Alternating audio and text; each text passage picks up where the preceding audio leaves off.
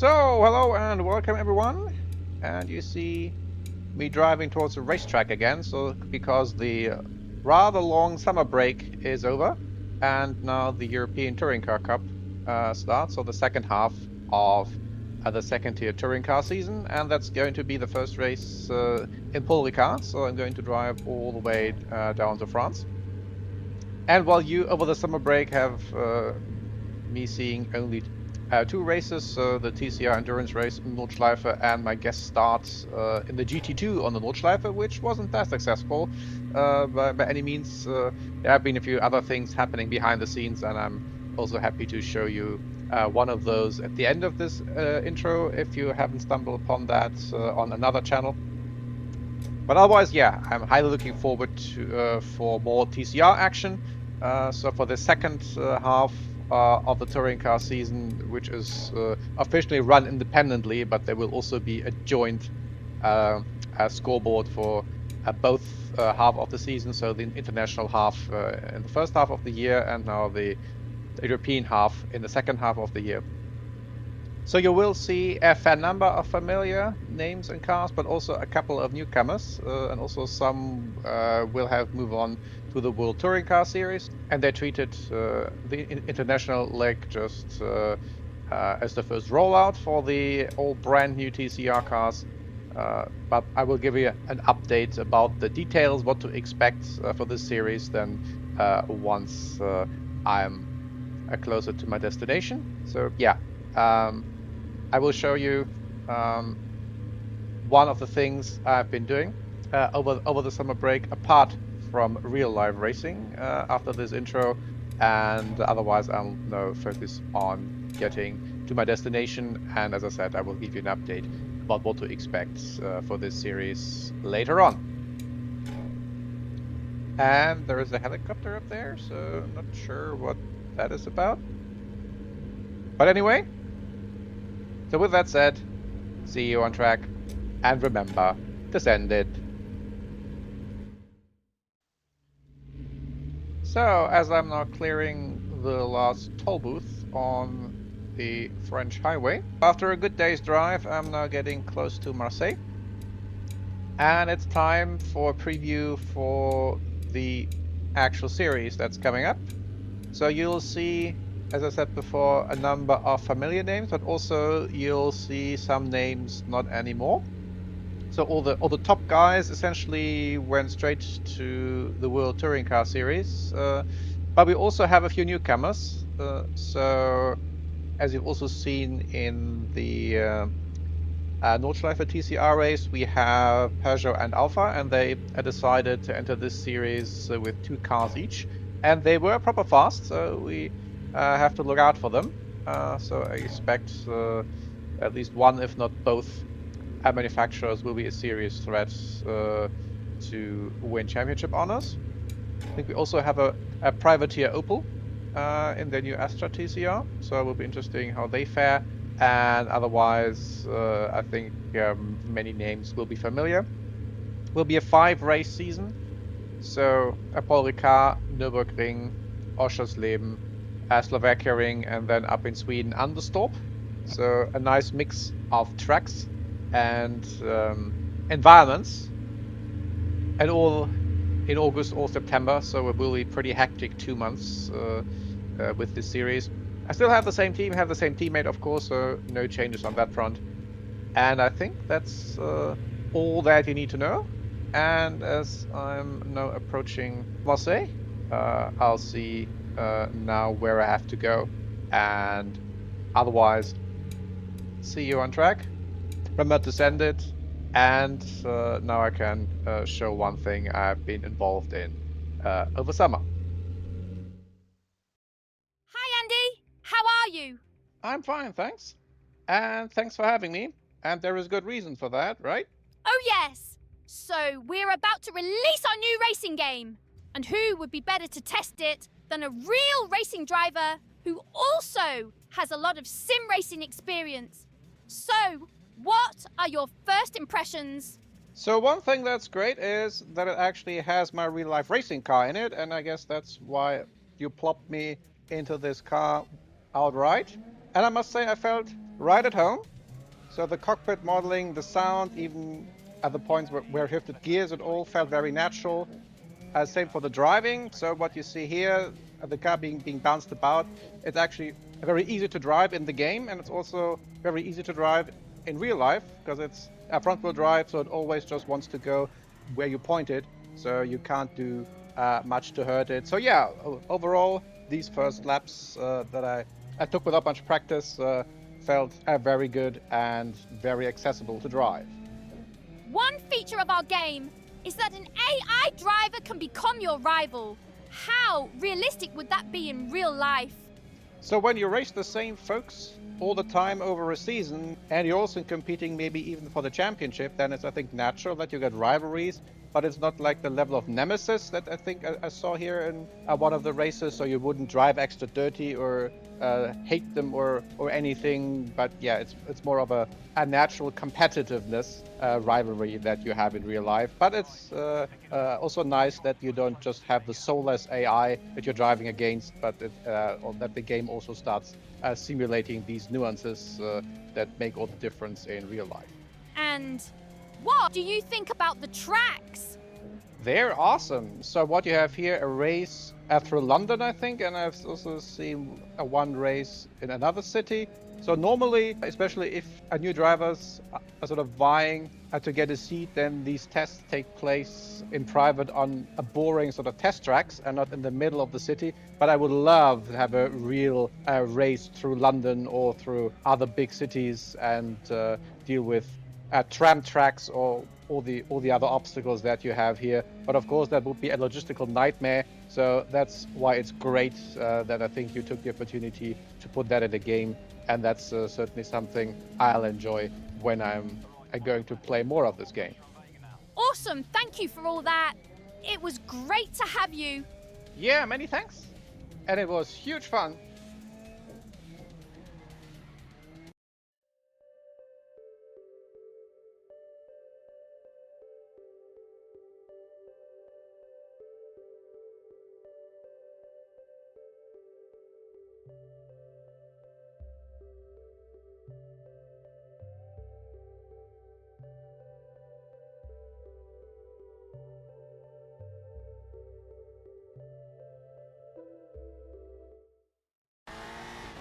So we're on track now, during qualifying, and it's the same layout as in the Silhouette, so it doesn't need much introduction. But as you can see, both of us in the same team struggled, so I'm second to last, and my teammate is 4 thousandths behind me. But not the ideal line through the hairpin.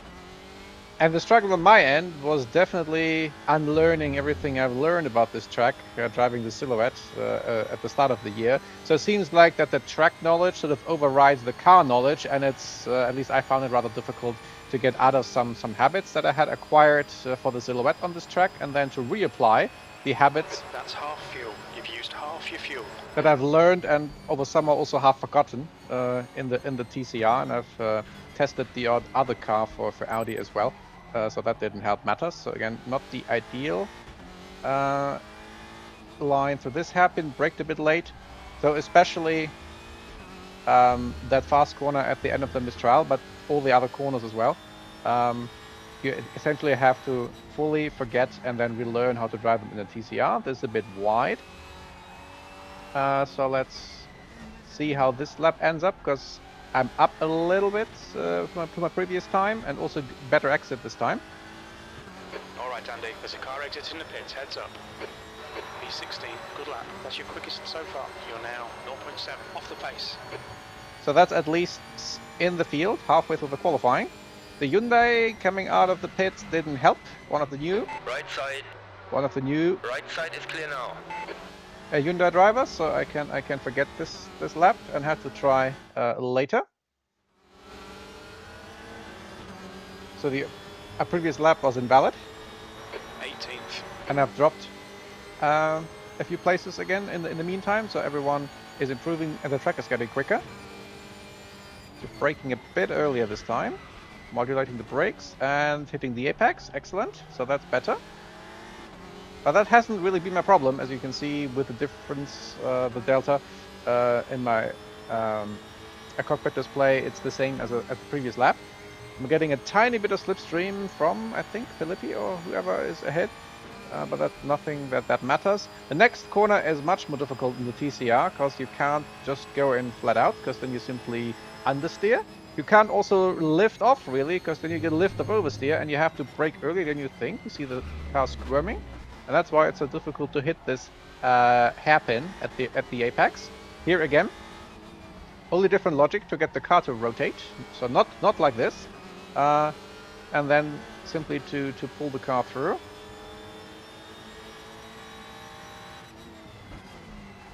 This is a bit better, so staying on the inside and then pulling the car through with the throttle and then braking early to be early on the gas. So this was a tiny bit better than before.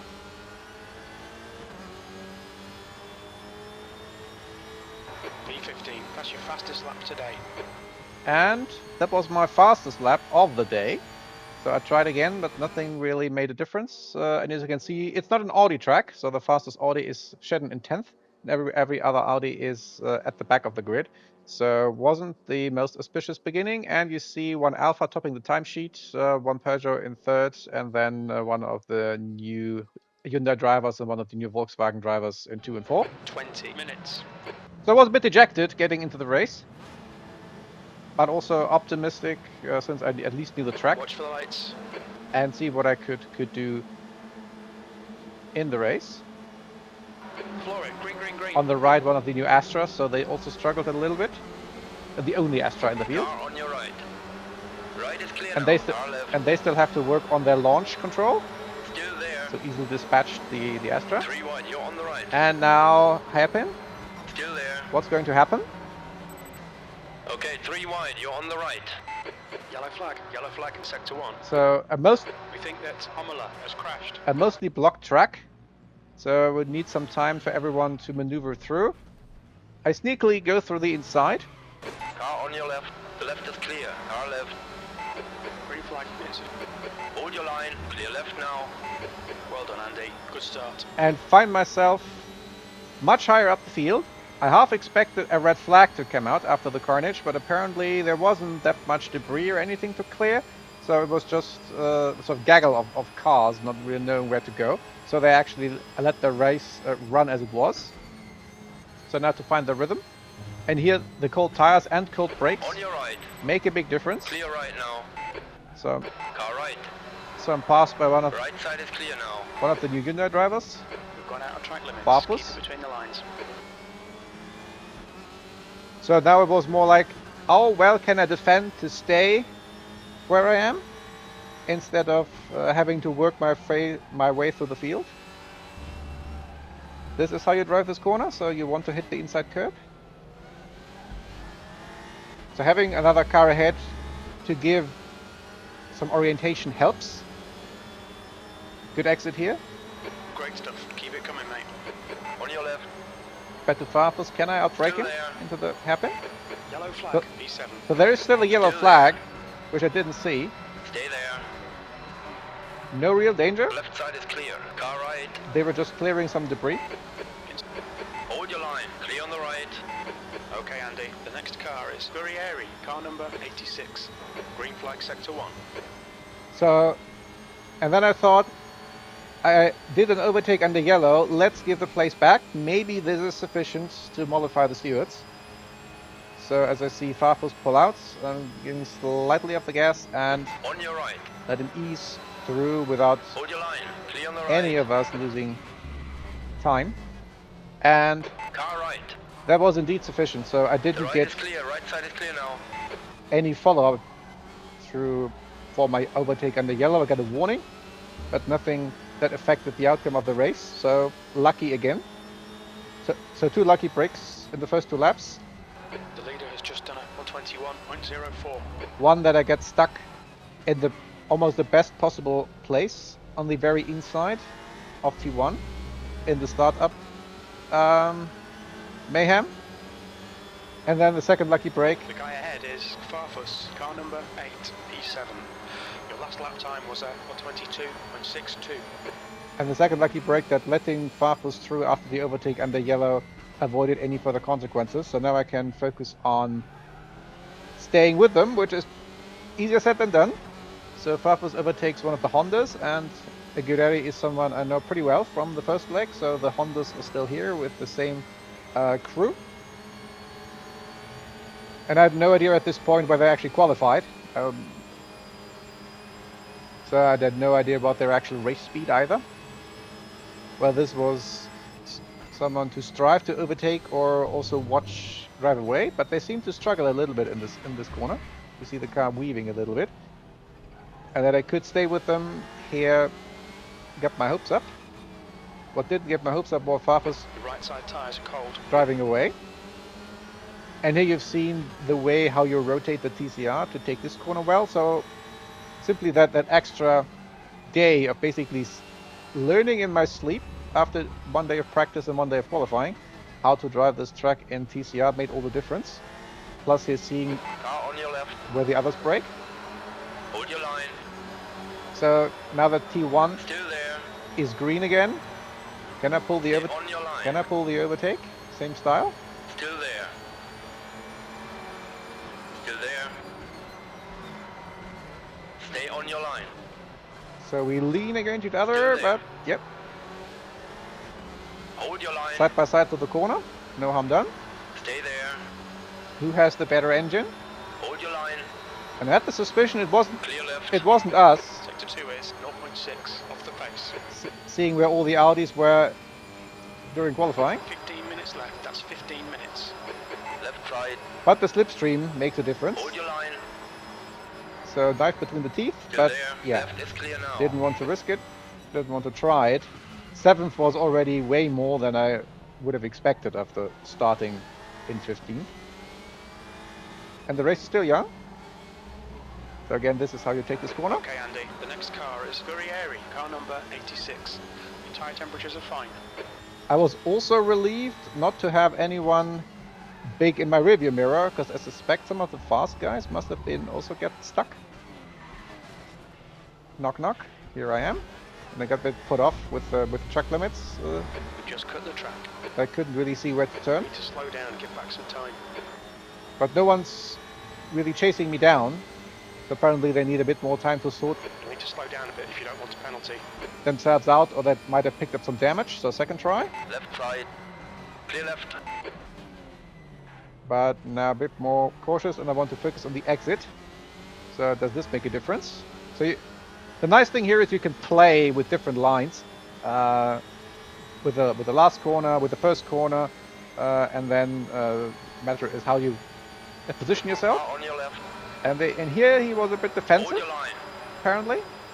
So a bit Still there. bad exit from T1, Clear on the left. and my good exit to T1 Left side tyres are cold. made all the difference. And now very cautious through here. Incident in sector 3. Sector 3 is But yellow. also to Car defend in the front is inside. Farfus. Car number 8.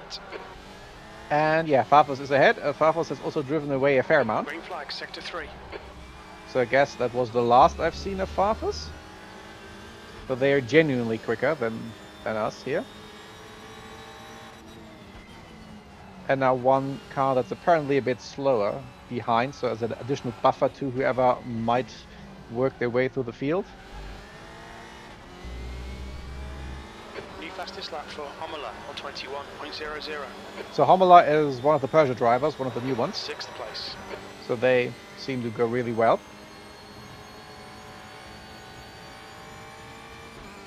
It's a bit of a breathing space now for the first time. I can focus on my line, but yeah, it's still not the easiest thing to get the braking right to T1. So the cautious approach on the inside was actually easier than here having to nail the braking spot without any visual reference. Except a sparse sort of trackside decorations Gap here. behind is now 0.9. But I seem to be pulling away from Guerreri, so that's good. So Honda was apparently a little bit better during qualifying than during the race, which is nice. And yeah, you hear the tires squeal and the car, see the car squirm. That's a corner that's susceptibly tricky in a TCR. And there is Farfus fighting with someone.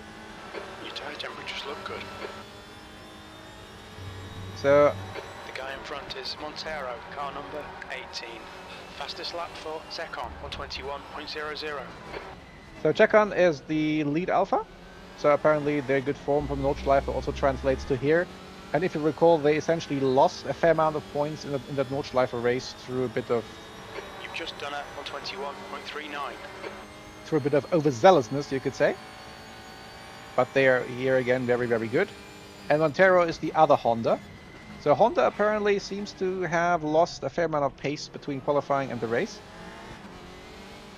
Seeing how easily Fafus pulls ahead. And also that here the Civic at least gets a little bit larger ahead of me. And I still see no car behind, so apparently everyone who was quicker either doesn't have a good race pace either. Okay, Andy, you're reeling P5 in. The gap is 1.1. Or may have picked up some damage in the first corner melee.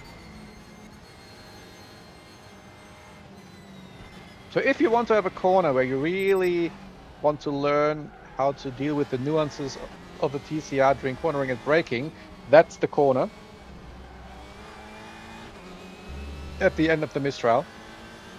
That's, I think, the sort of genuine limit. Fastest lap for Secon, 120.90. And you see the lap times going down. So the limits both in terms of rear and stability, but also in terms of brake lockup. And already at the rear of Montero. So that was... Your lap time was 121.30. Good. On your left. Much quicker than expected. Stay there. Hold your line. So getting an idea. Stay on it. This isn't over yet. How quick they are. 10 minutes to go. That's 10 minutes left. Trying what has worked against Guerreri, so focusing on an excellent exit of T1 and letting them being defensive. So let's see whether this makes a difference here as well, and that's the way how to do it. Looks a bit like it. Car left. Hold your line. Still there. So not Stay on your really line. trying. Clear left. And, Right side. Clear right. but I've announced my intention. So let's try this again next lap. Or try something else. So fifth is definitely workable. And I can devote my sole focus to the car ahead instead of anyone behind.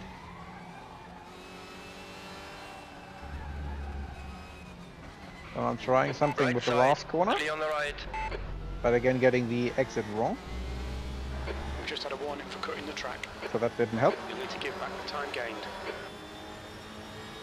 That's half distance. You're looking good for fuel. You'll need to slow down if you don't want a penalty. So here again focus on a good exit. Using all the track.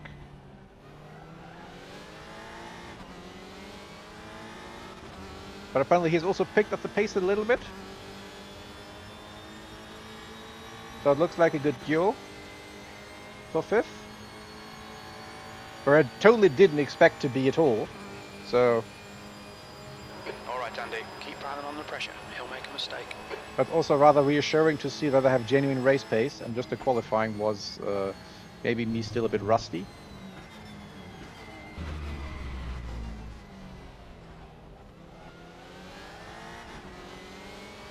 So here you can't overtake, but you can gain some meters. So it didn't seem to be that sure-footed. New fastest lap for Secon, 120.68. And you see here the lap times from the leader. There were Car is on your right. pulling some Right insane is laps, clear. so that's a much better exit now. It's 31.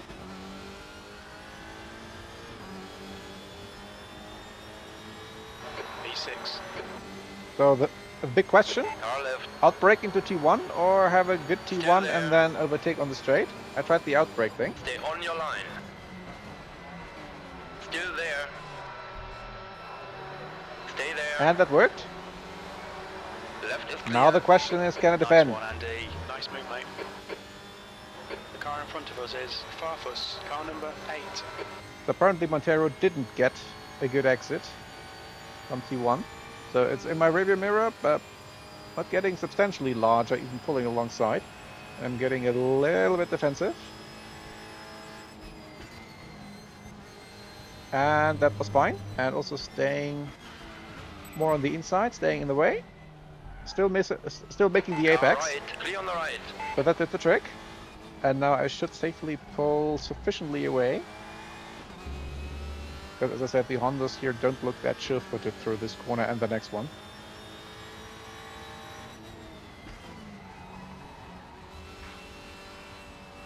And there is Farfus, so pulled much further away, so he's genuinely gone.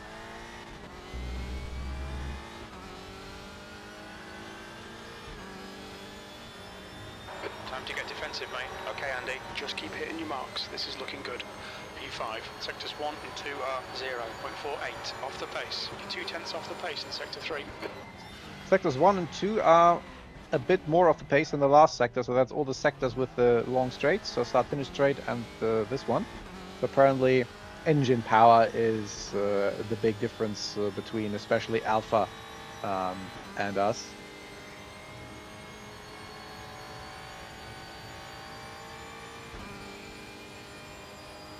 So I don't see much of a Montero in the rearview mirror, so that's good. And I hardly see Farfus on the horizon, so that's definitely off the cards. We have 5 minutes to go.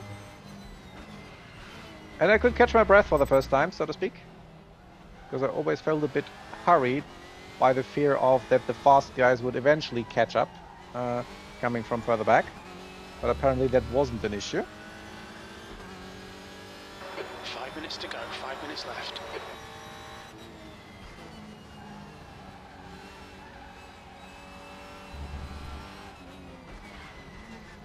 So Farfus seems to get a tiny bit closer, but not much.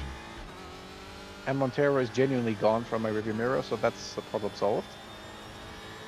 Sector 1 is 0.5 off the pace. Sector 2 is 0.41 off the pace. You need to find a 10th in sector 3. So again, last sector is fine. Just the first two with the long straight. And the braking zone, so it could be either. It could be engine power or it could be brakes, or both, to an extent.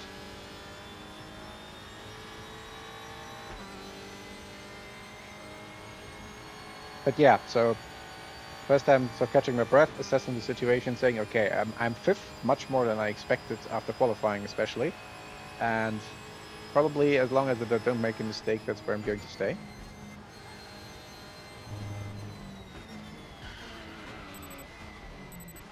I could start listening more to the car and getting this corner even righter than before. And no, I'm not making the pun with a left-hander.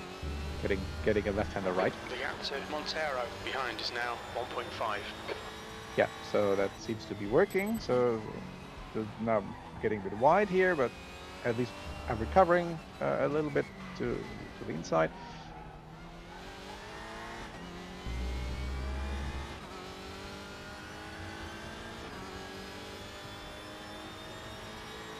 That lap was a 121.78.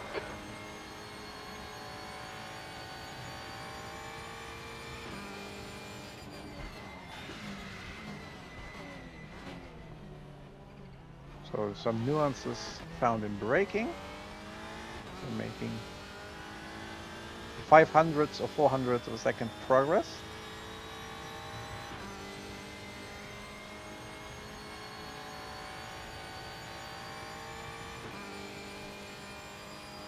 So what started as a rather crazy and exciting race, now I think has settled with a respectable distances between everyone, at least in my area.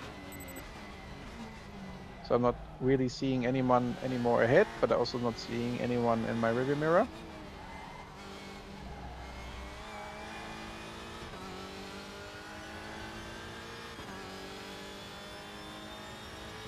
So I took it as an opportunity to get good again at driving on the limit in a race situation lap after lap.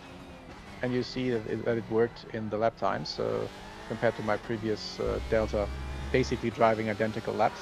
That's 2 minutes left, 2 minutes.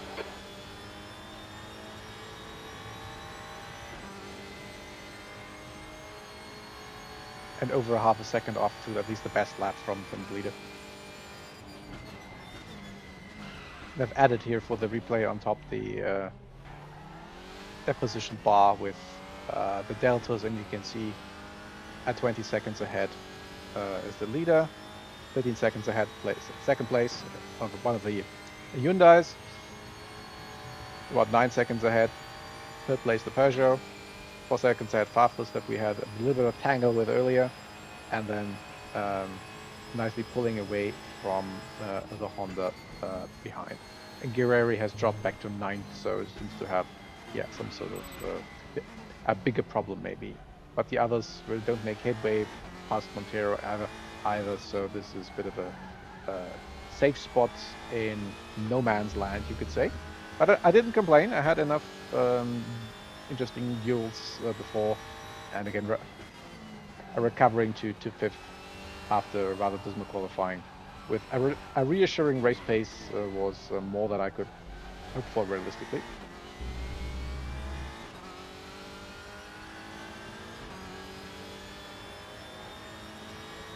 Last lap. That lap was at 121.33. So also very consistent lap times now when I'm driving on my own. So now I'm back in the groove of driving a TCR car on at least my personal limit.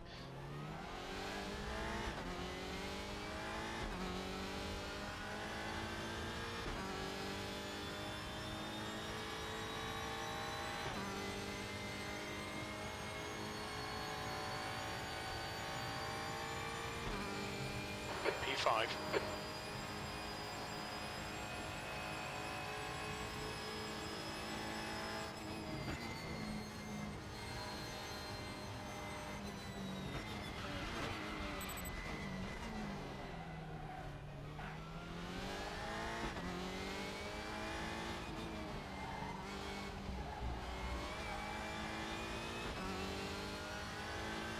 So last Second is the winner. Last corners, and yeah, a very dominant win for Alpha on their debut in the series, but nothing too surprising, at least for me, after having seen them on the Nordschleife. So I guess we have our work cut out to move further ahead in the series. P5, and there's the finish. Well done, good result.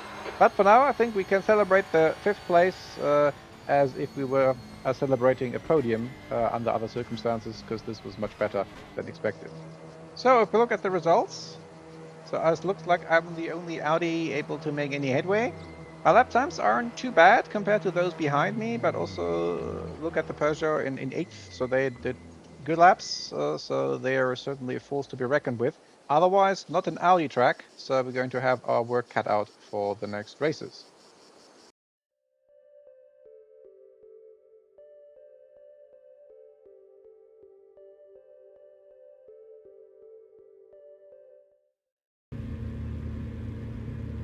So I'm now on my way back from the racetrack north, back home.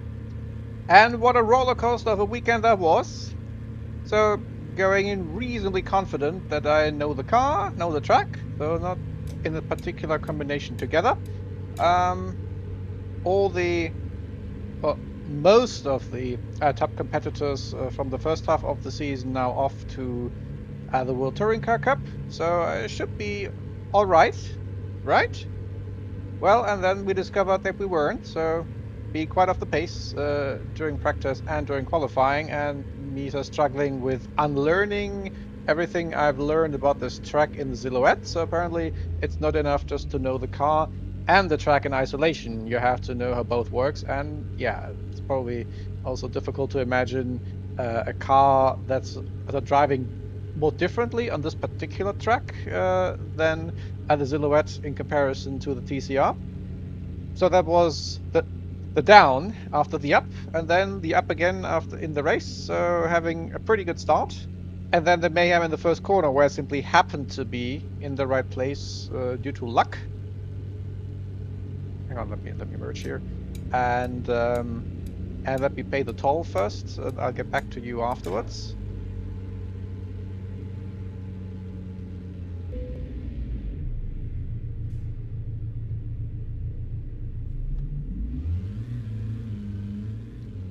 So these French highways aren't really made for vlogs or anything. But yeah, anyway. So where was I? Oh yeah, at the first corner. So with the mayhem at the first corner, with me happening to be in the perfect spot to skip most of the fields and go from 15th or 13th, then up to 6th or something.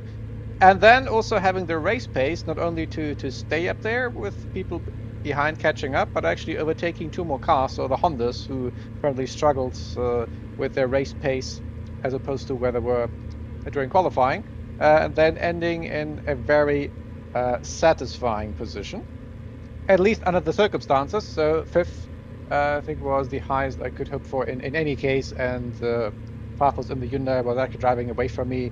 So it looks like Hyundai still has a very strong car and also brought in 2 new very strong drivers. And then also I think the most competition will be from the 2 newcomers, so Alpha and Peugeot. And the same picture obviously in the standings, because this was the first race. So I'm going to have my work cut out. Again, 2 opponents look the same but are different people, and then 2 totally different shaped opponents in the form of probably both Alphas and both Peugeots, depending on how they fare on the next race. And going to be a very interesting season. At least I'm not starting off the back foot like in the first half where I didn't get any points at Daytona. So let's hope the second race of the season will be better. And once I'm closer to home, I'm going to give a preview about that.